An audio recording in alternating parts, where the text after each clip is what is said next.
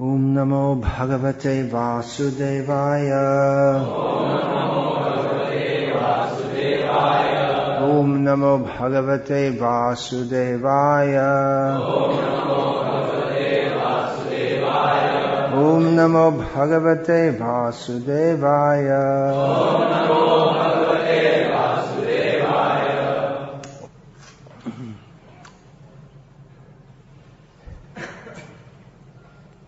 Come here to hear, is it not? Yeah, so please turn off your cell phones, first thing.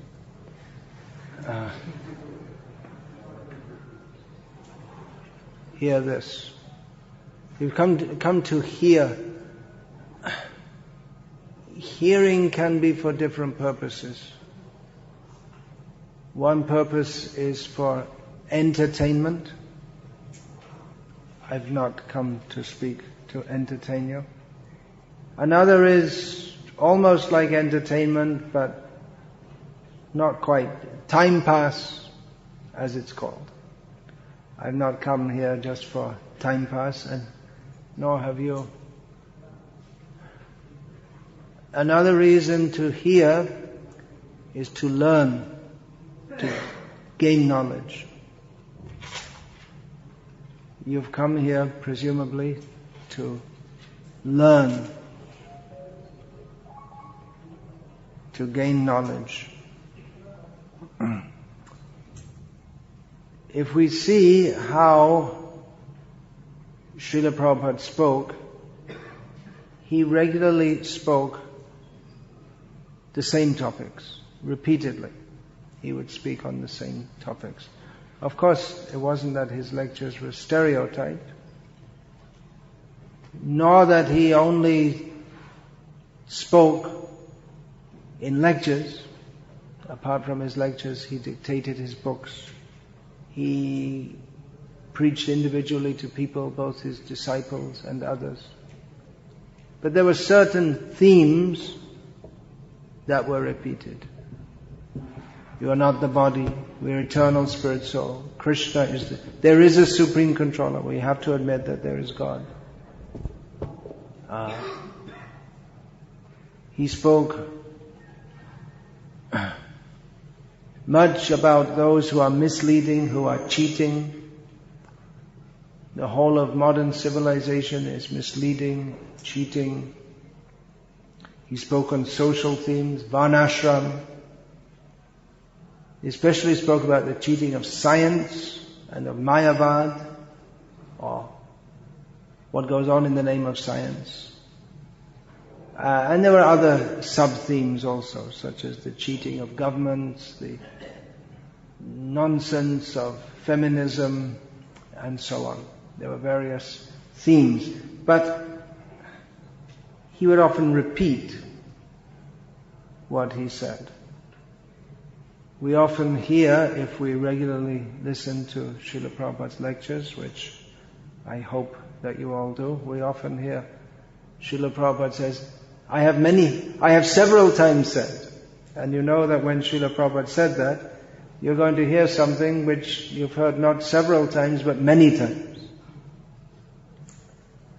So Srila Prabhupada's mode of speaking was certainly not to entertain, but to enlighten. And he spoke on the same themes again and again. One reason for that, as he mentions in one of his purports in Bhagavad Gita as it is that repetition is required for important subjects, to hammer the point home. I'm paraphrasing here. So I'll speak now some points which presumably you have heard before, which we all theoretically at least accept, but that it's important to hear again and again and again. Because learning in Krishna consciousness, it's not exactly like learning in a school or college where you are given some information. It may be more than information, it may be more complex than just some information. New Delhi is the capital of India. Alright, it's easily absorbable. It may be more complex, some mathematical formula which is not just some line that you have to remember. New Delhi is the capital of India. But you may have to understand it, and to understand various mathematical theorems, there may be stages. You have to start with arithmetic, and then you come gradually to algebra, and so on. But spiritual knowledge is not like that. When you know something, you know it. When you've learned something, you know it. That's when you got some calculus problem and you can solve it. You know how to do it. Once you've learned, finished. Although your learning may be lost. As I have several times said, I can say about myself, I don't know how to solve calculus problems. I used to, but I forgot because I didn't attempt to do so for more than 40 years. But if you keep in practice, then you can do it. You see that squiggly line and okay, I know what to do. But spiritual knowledge is not like that. Spiritual knowledge is to be heard, absorbed, I'm making a note here. Understood at least theoretically, and practiced. And then comes realization. Shravan, Manan, Nididhyasana. This is the Vedic from the Upanishads formula. We hear, we think about and try to understand, and then we meditate upon that. This Hridayangam is one word. We take it into our heart. Chiteti Koriya Aikya. And we have to practice that. Then understanding comes. By the grace of Krishna. As we sing daily, that Guru Mukha Padma Vakya Chitete Koriya Aikya Arna Kori Hamane Asha. We hear from Guru speaks according to Shastra. We make that one with our heart and we have no other desire. And then by His mercy, then Dibbogyan Hriday Prakashito. Then spiritual knowledge is revealed within the heart. So, some basic points that you've all heard before, I presume. You all understand, at least theoretically, but that we should hear again and again, because by hearing again and again, then that knowledge becomes solidified in the heart. To understand, New Delhi is the capital of India. It's straightforward fact. It's not an eternal fact. New Delhi is not eternal. India is not eternal. So it's a relative fact. But it's something that can be easily understood, and within our consciousness we don't raise any opposition to that. We don't have any protesters. Why do you say New Delhi is the capital? There may be protesters saying that it should be shifted to Pune. There isn't, but theoretically there could be little entertainment here as we go along. Theoretically there could be, but there isn't. So it's an accepted fact. And we also accept the first point I mentioned, that this material world is full of suffering. We also accept, theoretically. But we have protest within our mind that, well, maybe it's It's not completely full of suffering. Maybe that's true, but in my case, there should be some scope for some enjoy. It feels like I should be able to enjoy. I have a young body. It's healthy. It's made for enjoyment. If you don't enjoy now, then when are you going to do it? Better enjoy now. All these spiritual things you can think of later. But now, while you have the chance, enjoy while you can. So protest may come in our mind. But actually it is a fact. And I said that in an assertive way. And when people speak in an assertive manner, then people tend to believe it, whatever nonsense it may be. But the fact that I'm saying it assertively doesn't make any difference to the fact. If I say assertively, Pune is the capital of India, that you might believe it because I say it with conviction, but still it is not a fact. It is not true. And any amount of assertiveness in saying it will not make it true. Unless, which seems very unlikely, the capital of India is shifted to Pune. But we should say it assertively. We should be convinced of this. Without being convinced of this, there is no actual beginning even of spiritual life. The fact that this material world is full of suffering is not in and of itself spiritual knowledge.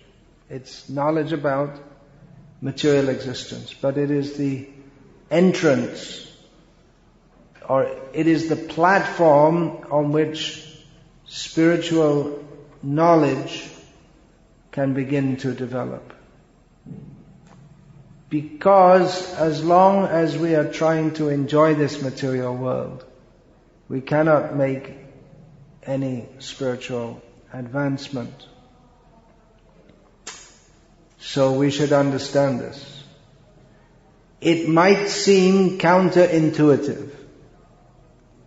That seems to be a fancy term nowadays, fashionable term. Counterintuitive. In other words, something that seems to be true, or counterintuitive, it means it goes against what seems to be obvious.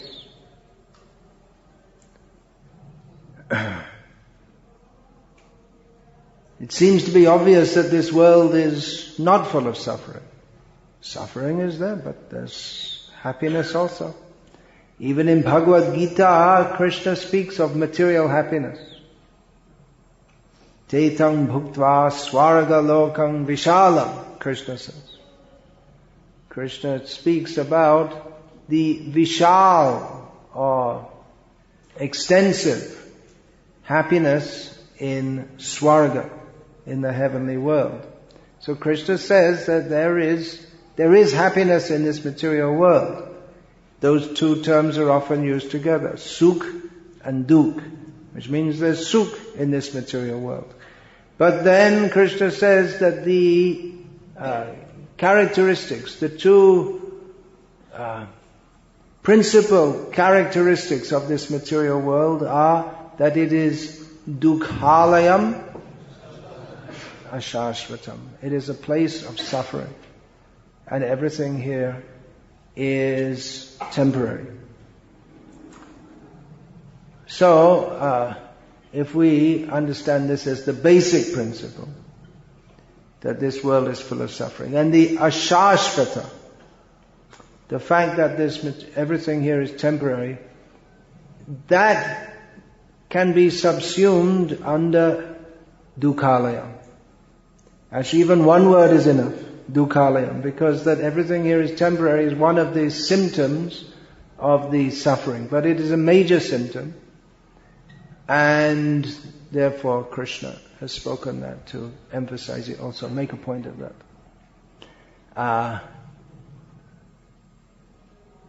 Because even if we think, well, I'm very happy, but it won't last. So the material happiness, it's never pure and full, it's always accompanied by anxiety, various kinds of physical and mental distress. And at least in the back of our mind, we know that it won't last. And actually it won't last.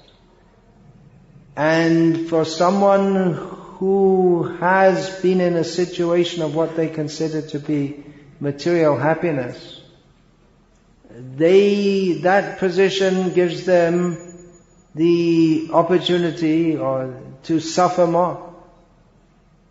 Just like in Gita, Krishna says, Sambhavitasya chakirti maranadati richate. For one who has been honored, dishonor is worse than death. So, for one who remembers that they have enjoyed, for them, the experience of suffering is greater.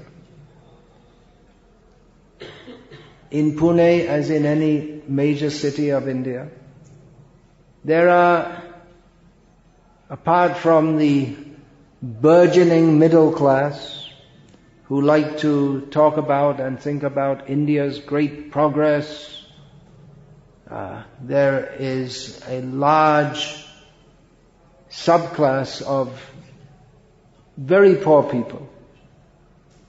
The opulence of the middle class is economically based on what amounts to direct or indirect exploitation of the very poor class. Anyway, that's a socio-economic, political factor.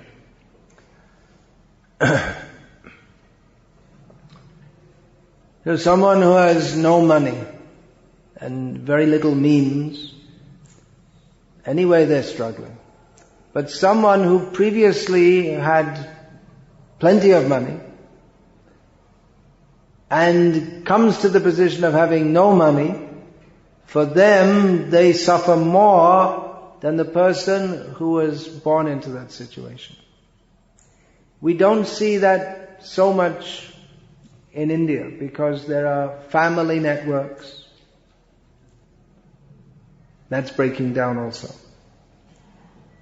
But in America there are many people who previously had big houses and prestigious jobs or owned their own businesses, who now have nothing, no place to stay. They may sleep under a bridge at night. It gives a little shelter.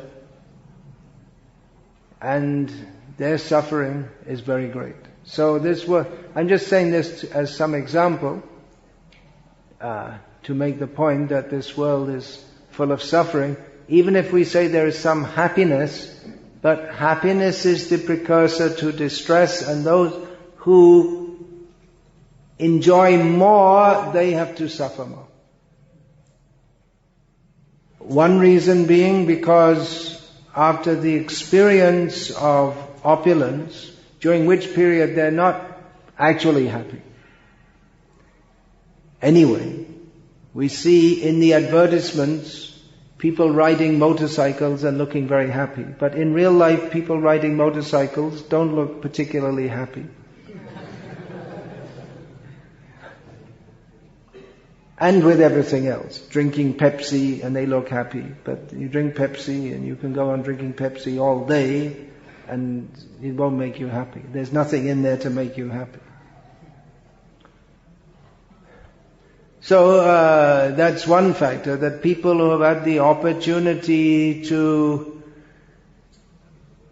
have some wealth and some what is considered some happy situation, if they lose that, they suffer more. And another factor is that generally people who have the opportunity to indulge in sense gratification do so, and sense gratification, if indulged in a pious way, means that one loses one's pious credit, so one has to fall from that situation. But nowadays no one even knows that even the word punya and pap may become lost from the Hindi language because no one knows what it means anymore. So people, they are performing what are sinful activities and they have to suffer. So we have to suffer. We think that we're enjoying, but actually this world is full of suffering, and we should know that. You've all heard it before. We should know it as a fact. It's not simply a Hindu belief. Because I'm a Hindu, I know something from Bhagavad Gita. Well, actually, those two things don't go together. It used to be, but now, what does it mean to be a Hindu? Anyway, I won't get stuck on that question. That's a tough question. But anyway, it is a fact that this world is full of suffering. That we should know very clearly. That is an impetus to get out of it. We are not meant to be here. Now,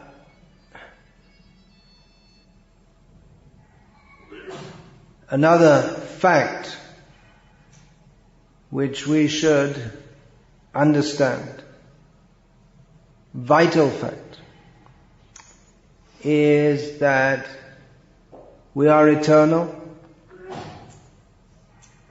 and that suffering in material life is also as if eternal.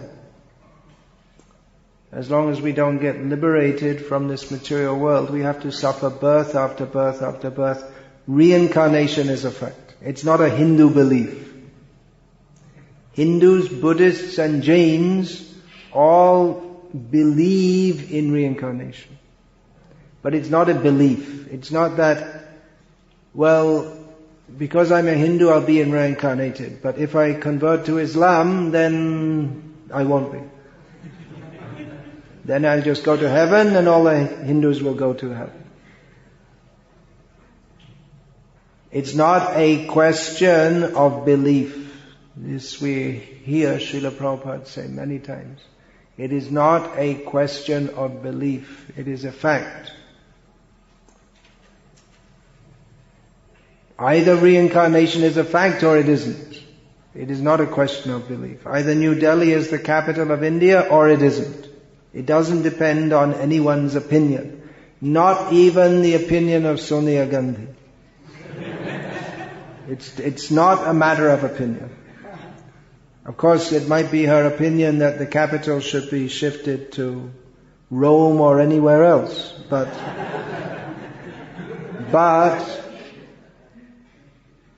as far as now is concerned, if she says the capital of India is Pune, to be less political,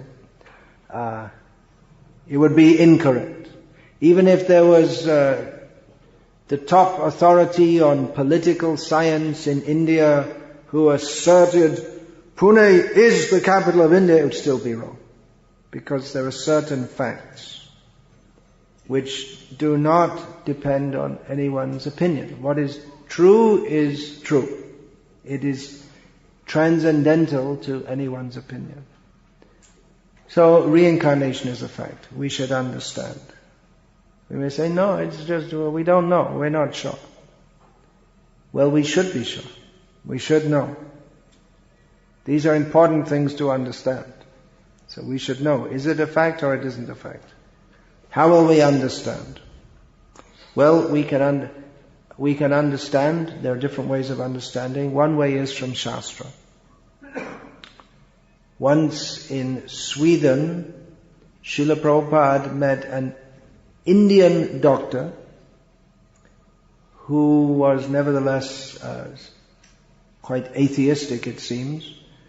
The doctor asked Srila Prabhupada, what is the proof of the existence of the soul? And Srila Prabhupada said, because Krishna says so in Bhagavad Gita, which the doctor didn't accept. But Srila Prabhupada in that circumstance wanted to make that point, that Shastra gives knowledge. So that's one way we can accept. Another way we can accept, if we don't want to just say, well, Krishna says, we say, well, who cares what Krishna says? Many people will say, who cares what Krishna says? So we may understand from Shastra through Krishna's explanations, which Srila Prabhupada often, more often than simply asserting that Krishna said so, which is actually the best evidence. But Krishna himself explains it, and Srila Prabhupada often explains this, Dehinosmin yatha dehe kaumarang yovanang jara tata dehantara praptihi. That this, in 3/4 of a verse, Srila Prabhupada explains the principle. Krishna explains the principle, and Srila Prabhupada often extrapolated this to explain that the body and mind of a young boy changes. Of everyone, it changes at every nanosecond. So that the body and mind of the child is not the same as that of a youth. And the body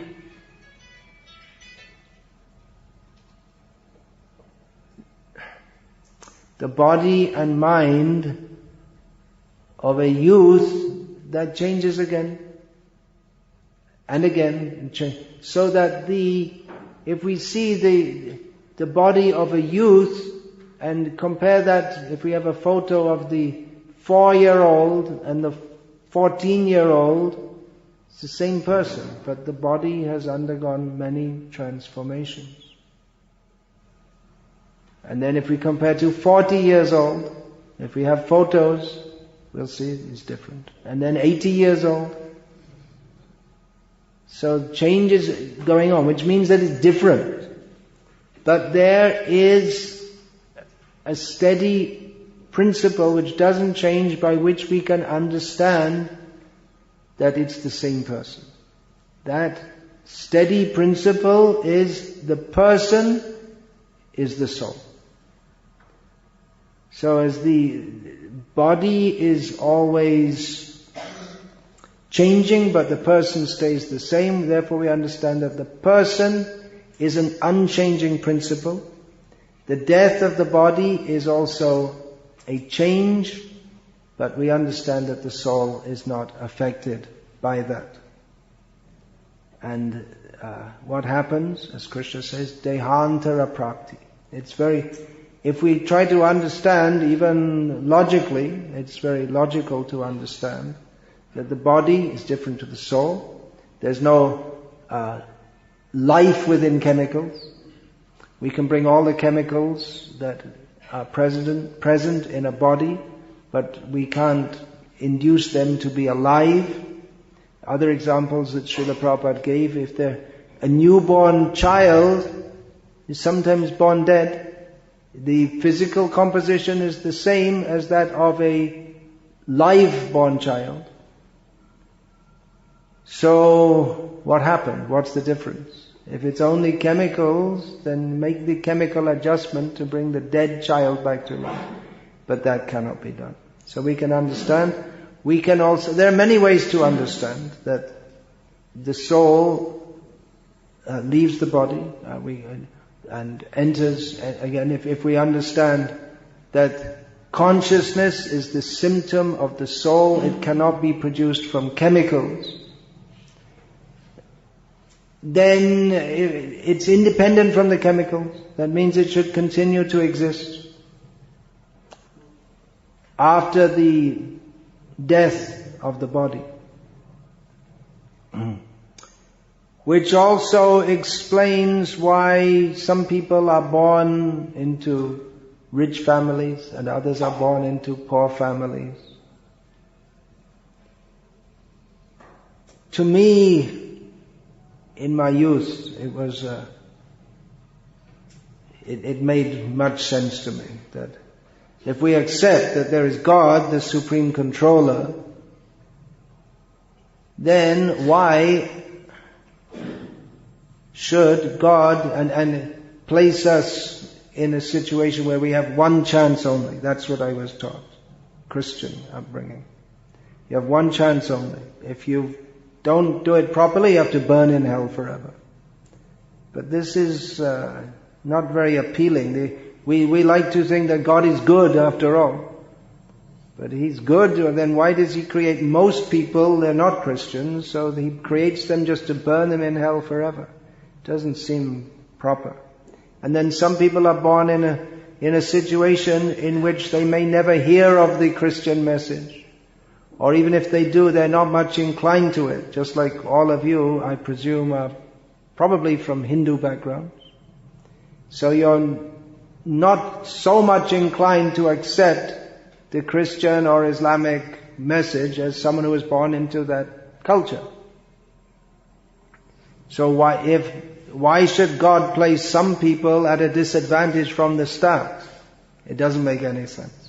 But if we understand that there is reincarnation, birth after birth after birth, that means that we are born into different situations according to our previous life. Purusha prakriti stohi bhunte prakriti jan gunan karanam gunasangasya sadasad yoni janmasu. We're stuck in this material nature because we're trying to enjoy it. We're trying to enjoy the three modes of material nature. And because of association with those modes, we get different births, higher and lower. So, although reality may not be fully understandable by our intelligence, but we don't expect that it's completely absurd. So reincarnation also appeals to the sense of goodness, of order, of fairness. And also, if we believe in scientific proof, there's plenty of scientific proof of reincarnation. Although mainstream scientists reject it, as they reject everything else which they don't like to believe. Science, we're told, is supposed to be dispassionate analysis of reality, but it's not. There are many things which scientists just a priori reject because they don't want to believe it. So these are some basic facts. The world is full of suffering, there is reincarnation. And then the question should come, then why are we here in this world of suffering? Let's get out of it. That's the obvious conclusion if we accept these two facts. Whether we accept or not accept, it's a fact. Fact means fact. If you don't believe it, well, try to understand. Because again, whatever you believe, that does not create reality. We are controlled. We are not the controllers. So when you say, I don't believe that this world is full of suffering. By saying that, we shall not be able to stop suffering, which will come upon us. By saying that, I don't believe in rebirth, that won't stop it happening. So if we don't believe it or accept it, or we have doubts, well, that's understandable, but we should try to find out what is the actual fact, what is the truth. These are the most important matters. Isn't it? Most important to understand these points. Which also means that pretty much everyone in this world is cheated from the beginning of their lives, and especially in the name of modern education, it's simply cheating. Because they don't teach these things. Without teaching these things, then the whole project of education is based on a wrong premise. No one comes into the class and gives us class on what is the purpose of life. It's just understood and accepted by everybody that you have to get a good qualification so you can get a good job and earn money, and then you'll be happy. It's the unstated premise, but it's not true. Therefore, it's cheating. The very fact that they don't teach you what you most need to know means that those who are teaching are fools and rascals. They may not think they're also victims because they were raised in such a culture and they believe it to be true, but they're wrong. One should not take the position of a teacher unless they know what they are teaching. So you may say, well, I'm just teaching engineering or something like that. But what is the premise? The premise is that work hard, get a job, go on working hard, get money, be respectable, be a success, and that's it. But that this world is full of suffering, and that we have to get born again and again, to suffer again and again, and die again and again, no one teaches that. So the whole society is cheating. From the very basis of it is based, it's a pact among everybody just to cheat each other. Just like there's rivalry between India and Pakistan, and now between Russia and the NATO forces. And it goes on like that. Between Hindus and Muslims, between Christians and Muslims, between Christians and Christians, different sects, between Muslims and Muslims, different sects. And it goes on.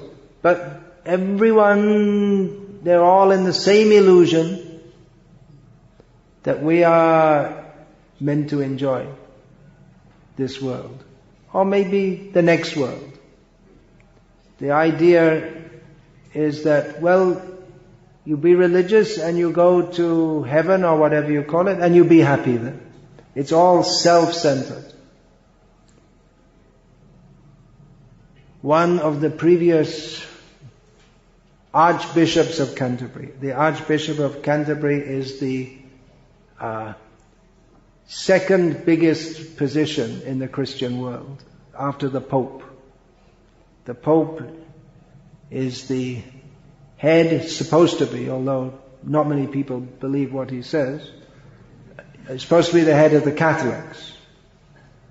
And then there are many, many Protestant denominations. Protestant means they protest. And when you protest, and then you set up something else, and then someone protests against you, and you get a parampara. And so there are many, many, many denominations. There's this 6-session course. One of the things, if God is one, why are there so many religions? Well, maybe you could ask Martin Luther the answer to that. He was the ideologist of the Protestant Reformation. So the head of the Church of England, which is symbolically considered the parent church of the Church of Scotland, the Church of Ireland, the Episcopalian or something like that church in America and so on. He was asked that what do you want to do when you go to heaven? He already died and maybe he went to heaven. It was just presumed, the journalist who asked him presumed that the Archbishop was going to heaven. Although according to this spiritual science, we understand from Bhagavad Gita that people who are accustomed to eat beef and drink wine, their destination is likely to be not so auspicious. So anyway, he was asked, what do you want to do when you go to heaven? You see the question? What do you want to do? It's all based on one's own personal enjoyment. So his reply was, well, for the first 100 years I will glorify God. Then after that I'll enjoy myself. So this means that the big Christian leader, absolutely no idea of, no spiritual knowledge whatsoever. So, Hindus, Christians, Muslims, Indians, Pakistanis, everyone is in this illusion that we are meant, everything is meant for my enjoyment. Ishvaroham aham bhogi.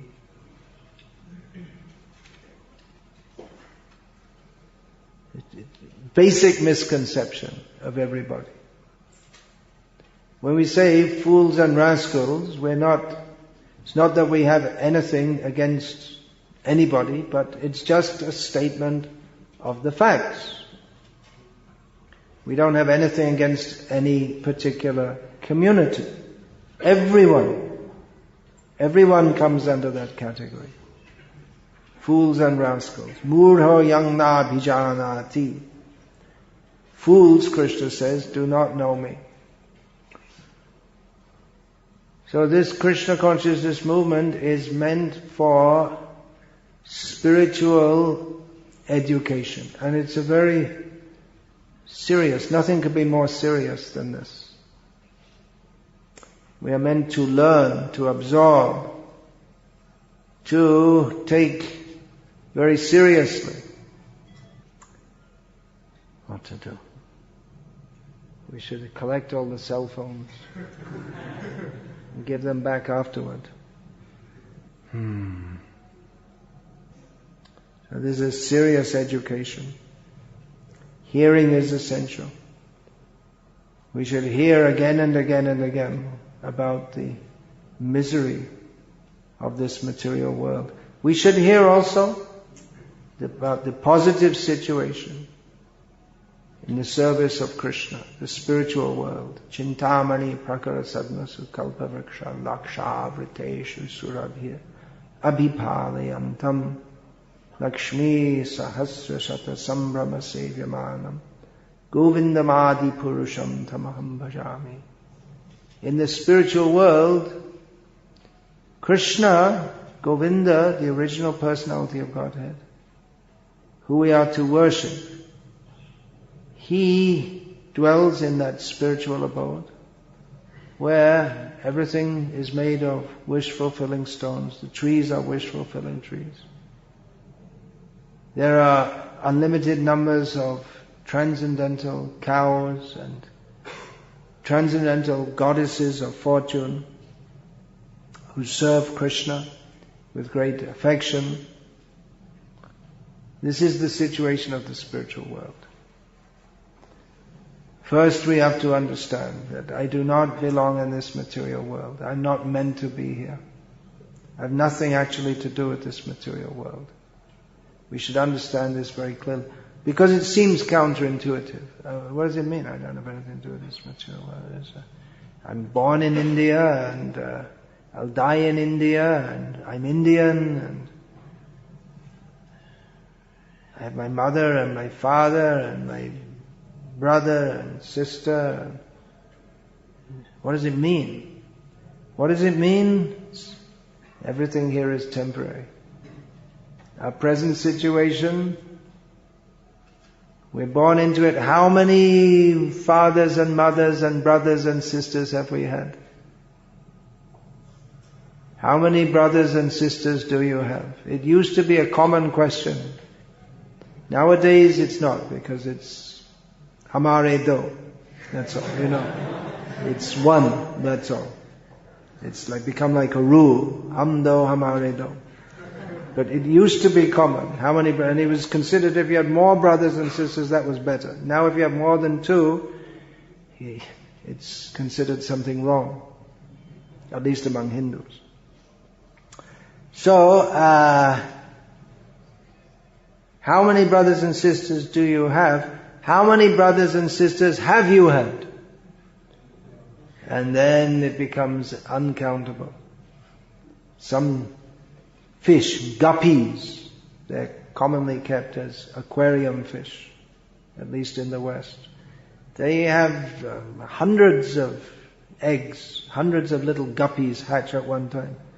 And then the adult guppies go around eating their little babies, their own babies. And then the guppy population comes down. So you may have had, if you're born as a guppy fish, you may have had hundreds and hundreds of fish brothers and sisters, all in one lifetime. Or some snakes, they give birth to many, many snakes at a time. How many brothers and sisters have we had? How many parents have we had? It seems real. Everything here seems real. But it's not real to the full extent. It's an illusion in as much as it's temporary. You've all seen a kaleidoscope. So you look through, you see some design, then you just shake it a little bit and it's changed. And again, and again, and again. So like that. If we speed up, just like you see is in photography, video photography, you can speed up. So if we speed up our life sequence, you'll see, oh, here's my father. Oh, another father, another father, another father. So if we consider in terms of eternal time, it has no real meaning. It seems like it has meaning, but then we have to understand from this perspective of spiritual knowledge. So to try to understand this. If we don't understand this, then we've really missed our opportunity, which is there in this human form of life. Then it's just useless. We get a human birth after many, many births. This is the chance. It's cat birth, dog birth. We're going quickly. Cat, dog, tree, mustard plant, palm tree. And we get one birth, another. Human birth. Okay, now's the chance.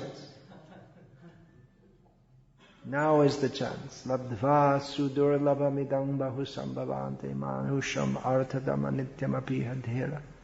Turnam yatetana patedanumritya yava nishriyasaya vishaya kalu sarvatasyat.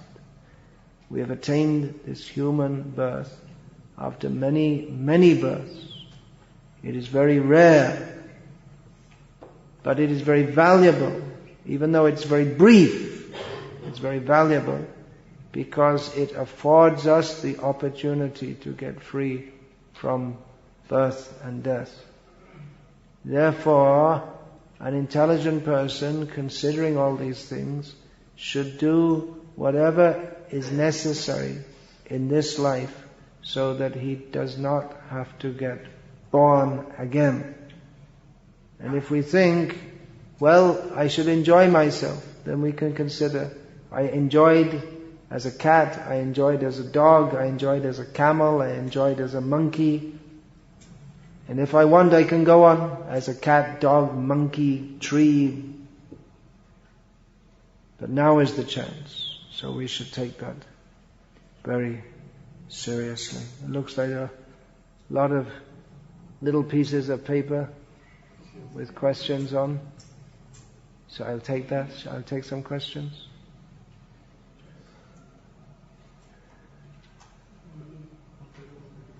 Many not relevant to the class. Do you have any relevant to the class? You're giving first ones which are relevant. Many questions may take much time to answer, but there's not so much time.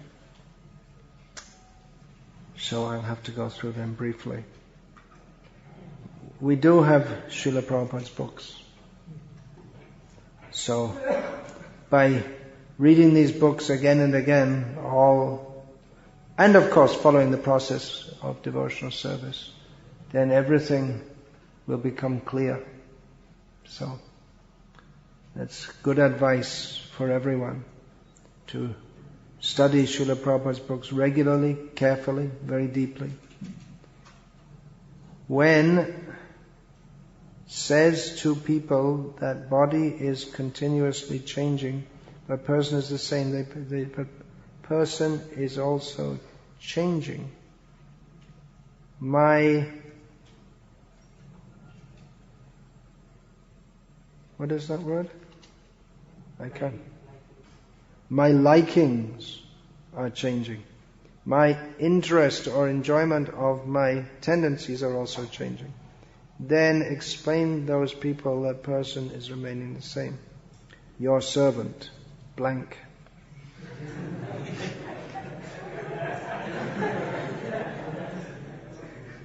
He fainted in ecstasy at that point.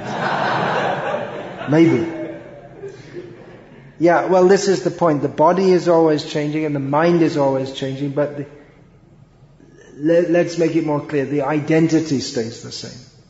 Isn't it? So, even though the body is changing at every moment and the mind is changing, the identity stays the same. So that factor by which we identify ourselves as the same person, that is unchanging. That is the person. The manifestation of consciousness changes at every moment, but the fact that we are conscious does not change. The fact that we are a unique individual unit of consciousness, different from every other unit of consciousness, that remains the same.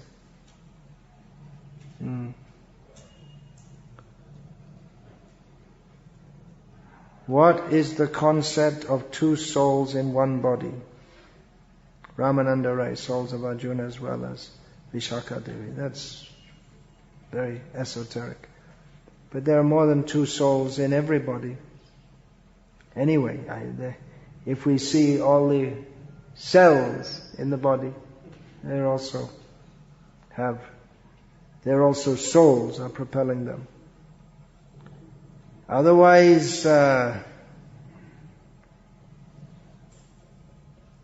in the case of Ramananda Rai, some people say, well, according to one version, Arjuna, according to another version, Vishaka. That may be because he served Chaitanya Mahaprabhu in different capacities. So different personalities, they manifest to serve Chaitanya Mahaprabhu in the same form. Question: how do we have patience to be what college mates comment on us? What's that word? Bata? Baba, etc.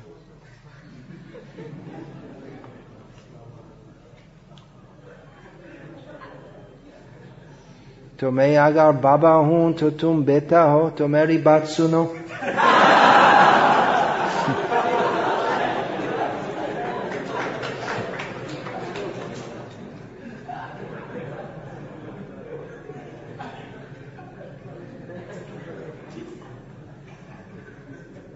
You can try that one. Or you can tell them that birth, death, old age and disease, these are facts. And any amount of your trying to avoid it won't change that. You can tell them. But they may have a very strong armor around them. They have a anti-adhyatmic kavach. By which they won't hear. But anyway, you can tell them. You can tell them that Okay, you go on, you enjoy, you have your life, you have your wife, you have your divorce, you have your heart problems, you have your stress, and then you come and see me.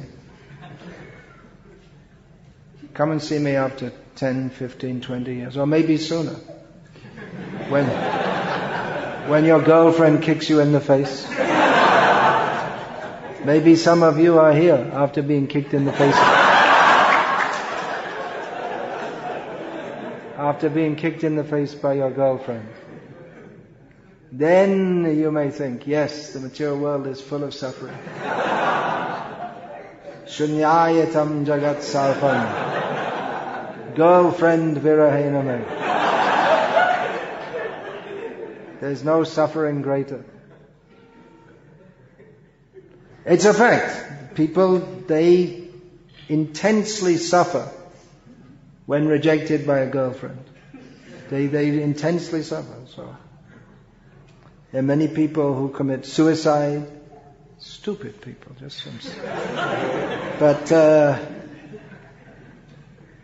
you can tell them, okay, you can scoff, but there will come a time.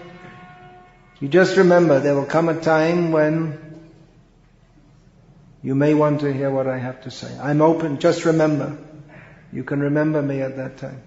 It's absolutely sure that there will come a time in your life when you feel some chaos and confusion. So, you go on scoffing as much as you like, but later, you just remember, you can come to me. You can tell them that.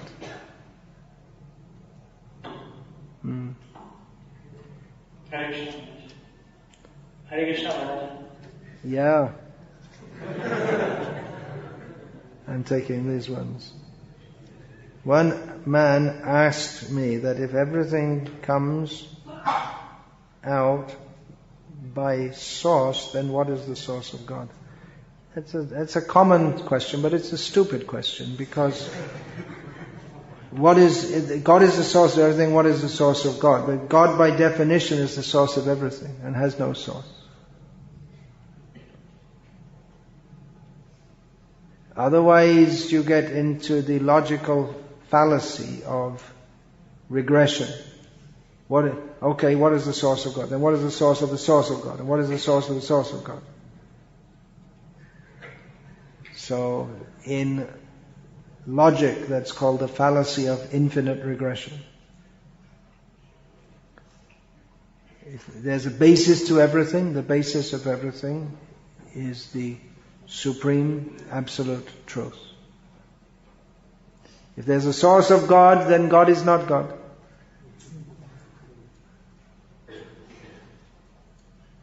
Let me go on.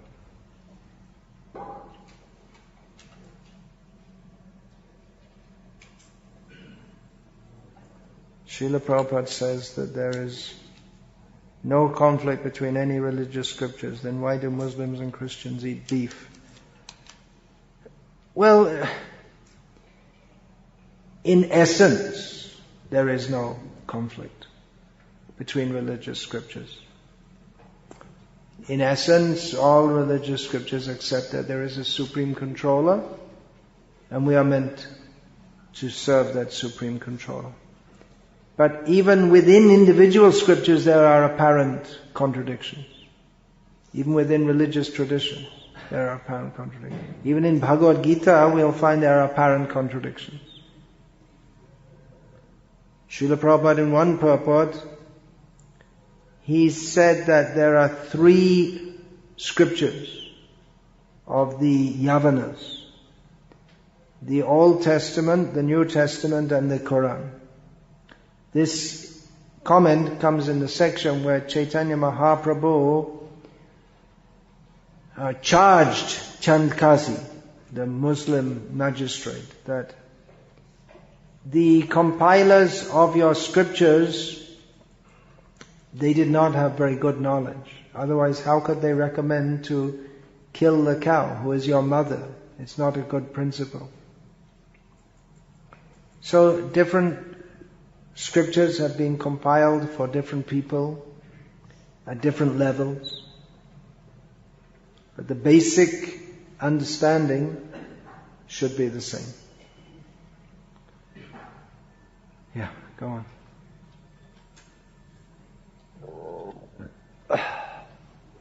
If Krishna is the Supreme, that's a theoretical question. His all creation is perfect. So why are we suffering in this material world? Yes, Krishna has perfectly arranged this material world so that we may suffer in it. It's perfectly imperfect. We should understand what perfection means. Perfection means we are by nature perfect. We are meant for Satchidananda, eternity, bliss and knowledge. But when we come to this material world by choice, then we have a perfect arrangement to forget Krishna. But if we forget Krishna, then we are in the situation of asat, achit, nirananda. So it's perfectly arranged for our suffering. We want the kingdom of God without God. We cannot define what is perfection. Material world should be that everything should be just as I want it, but we are not the controllers. We are subordinate, so we have to accept what Krishna ordains for us. And if we do so, we should be very happy. We don't have to suffer here. This material world is full of suffering because we chose that. Don't blame Krishna. It's our own fault. If Krishna is supreme, then he must fulfill our desires. Rubbish. If he's supreme, we should fulfill his desires. It's round the other way.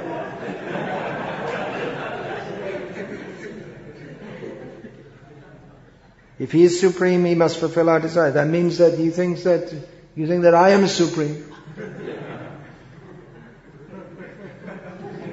Rascaldom.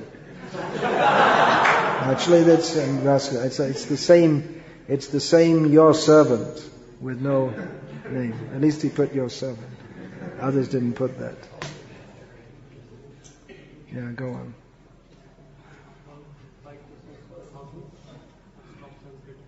How to stop sense gratification, come out of lust. Well, you have to follow the process. There's a process for doing so. There's positive process is to chant Hare Krishna, associate with devotees.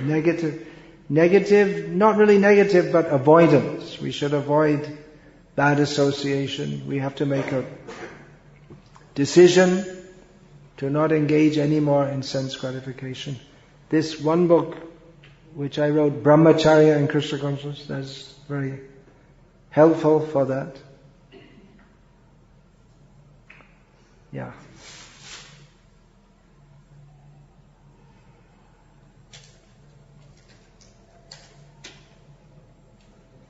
Though we understand that we have had many parents and families in previous lives, we still have some duty towards parents.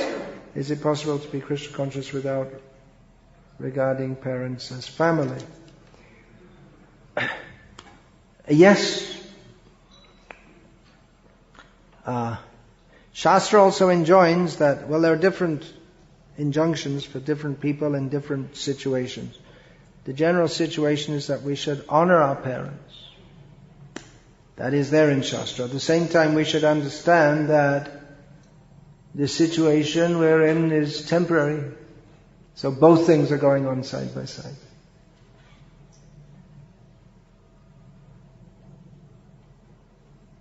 When a new person sees that if a person goes to ISKCON, he becomes a mendicant like that, they fear to approach devotees or hear from them. What should be our disposition or role to favorably attract them here? It's a dilemma, isn't it? Because we want to bring people to Krishna consciousness, which means they have a completely different outlook. If you become Krishna conscious, then you no longer want to go to parties. You don't want to talk about cricket and girls and all this thing which people talk about. So you become practically dead to all your friends. You lose all your friends. They're not your friends anymore, because the friendship was on the basis of sharing common interests, and you don't have that common interest. anymore. And people are afraid of that. But what does that mean? Then should we talk about cricket a little bit and talk about girls a little bit and make people think that, well, he's normal, and then just all of a sudden say, chant Hare Krishna? I don't know if it's going to work. Well, I have another book about that. It's called On Speaking Strongly in Srila Prabhupada's Service. How we have to commit ourselves to speak the truth even if people don't like it. And those who are more sincere will accept that. And side by side we can have programs. Building a temple is for people may come, and pious people like to come and take darshan. And there are festivals like Rath Yatra. So then it becomes a dilemma for the materialistic people. On one side, it looks very nice. On the other side, I don't want to be like that. But if they're exposed more and more to Krishna consciousness, then they may more and more accept it. But it's an unavoidable situation that whoever is serious about spiritual life is not much appreciated by materialistic people. Or they may appreciate just that, okay, he's a Baba, I'll go there and take blessings and I'll come back. But if the Baba tries to make you also into a Baba, then they don't like that. They like the kind of sadhus who, okay, he's a sadhu and he gives you blessings so that you can go on in your nonsense. And he may even give you instruction. The art of, what's that called? The art of something or other. And it's all about how to get on and adjust in this material world. It's rascaldom, because sadhus are supposed to teach the message of Bhagavad Gita, which is that this world is full of suffering. So, if you want to be socially acceptable, then you can go and join. There are so many cheaters. If we want to speak what Krishna speaks and what Srila Prabhupada has told us to speak, we can expect that we won't be as popular as those who are cheating in the name of spiritual life. So, it is a dilemma, because we want to bring people to Krishna consciousness, but they may be reluctant to do so if they think that my whole material situation will change. But on the other hand, there are people who at least have some beginning understanding that, well, maybe my material situation should change. Because I've partied, I've taken wine, I've had girls, but I'm frustrated. Maybe I should try something else. So there are plenty of people like that also. Anyway, this subject is discussed in some detail in this book, On Speaking Strongly in Srila Prabhupada's Service, which if you like, you can also read. The real power in preaching comes not from techniques, but from purity.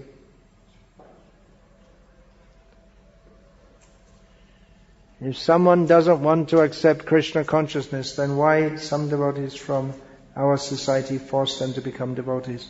You can't force anyone to take up devotional service. You can't force them. But if they don't want to, then it is mercy to try to change their mind by any means. Just like a child may not want to take the medicine, but the mother may forcefully give it against the child's protests. So someone may come and say, the child is screaming, and why are you you're supposed to be the mother, you're supposed to be kind and compassionate, and what are you doing, upsetting the child so much? Who will complain if the child is screaming because the mother is forcefully giving required medicine? Then who should complain? Anyone can understand that the mother is acting for the benefit of the child. But you can't force anyone. The idea that you force someone to become a devotee, it's not possible. Everyone has minute independence to accept or not accept Krishna consciousness. We can put pressure on people, but we can't force them. Okay, I'll take one more question, then I'll finish. What inspired you to dedicate your life to Srila Prabhupada? Well, it wasn't so much that I was inspired to dedicate my life to Srila Prabhupada as much as Srila Prabhupada picked me up from the darkest of ignorance. So that inspired me. I'm holding on to Srila Prabhupada's lotus feet. That's all. For me, it's survival. So, again, if you want to know more about that, I have a book called My Memories of Srila Prabhupada, which explains how Srila Prabhupada mercifully saved me. Some people ask me about my life previous to coming to Krishna consciousness. I also wrote about that in one of my books. I can give it in 2 or 3 lines. I was just a dog, that's all. There's no use to describe. Just dog-like life, that's all. So no need to talk anything more about it. Okay, Hare Krishna. Thank you for your inquisitiveness about the proper topics about which we should be inquisitive.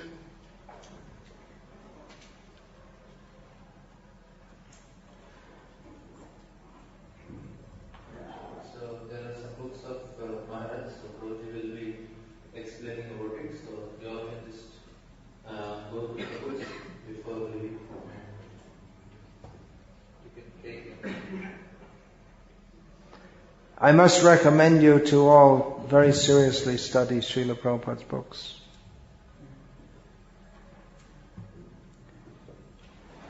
If you want to take some of my books, you also can. They're supplementary. The main books are Srila Prabhupada's. Srila Prabhupada's books are the law books for the next 10,000 years.